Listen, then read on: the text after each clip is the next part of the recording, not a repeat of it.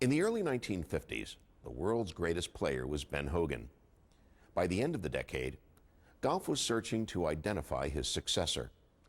We now take a look at Ben Hogan and the Crown Prince who would storm to the throne that Hogan would gracefully relinquish.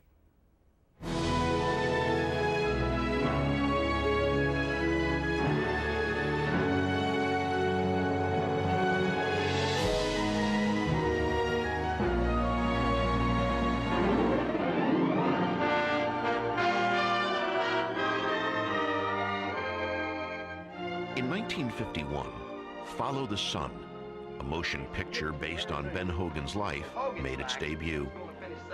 Through that year, Hogan had won 5 Arden trophies, 2 PGA championships, 3 United States Opens, and a Masters. He had 5 times been the tour's leading money winner, 3 times its Player of the Year. Ben had played on 3 Ryder Cup teams and would, in 1967, captain a team to victory.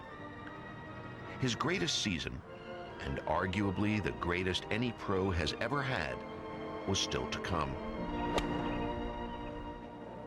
In 1952, Hogan played in only 3 72-hole events, and he won once at Colonial, despite having lost his once great putting touch from 10 feet and under.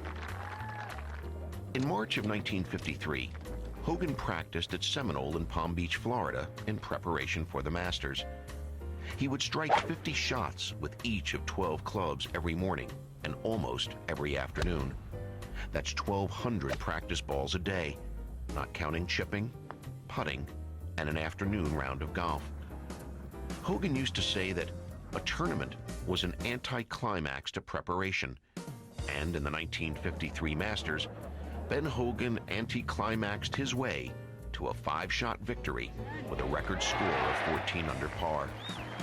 Gene Sarazen called Hogan's 72 holes at the Masters the greatest 4 scoring rounds ever played.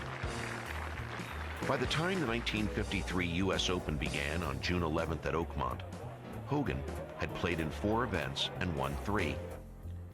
Oakmont had been designed to be the toughest course in the world, and most players felt that the intentions had been successfully carried out. When Hogan finished the championship with 3 threes, a par, and 2 birdies, he had won by 6 shots over Sam Snead, and it was his 4th U.S. Open win in 6 years, his 3rd since his devastating 1949 head-on crash with the Greyhound bus. Ben Hogan then decided to take his first crack at winning the British Open, scheduled in '53 at Carnoustie in Scotland. He bought cashmere underwear, rented a private house, started to practice with the smaller British ball, and worked on picking the ball cleanly from the firm British turf. All players, including the defending champion, had to endure 36 holes of qualifying, and Hogan shot rounds of 70 and 75 to join the field for the championship at Carnoustie. His performance, particularly his ball striking, lived up to the most critical of expectations, and the Scots embraced Hogan's personal style too. He was serious and stoic and polite and reserved. Hogan could play 4 rounds without mishitting a shot, and gave Bernard Darwin, the man who invented golf journalism, the impression that he was capable of shooting whatever score was required to win. Using 6 new 90 compression balls each round, Hogan improved his score every round. In a strong wind, he shot 73. In a strong rain, he shot 71.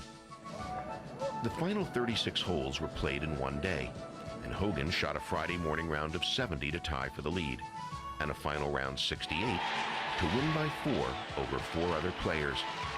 And it was the 9th and last major championship win of Ben Hogan's career. There would be no victory in the PGA Championship because the PGA and British Open dates overlapped that year. The 3 major slam prompted a grand ticker tape parade from the southern tip of Manhattan to City Hall on Broadway for Ben Hogan, the best player of his generation.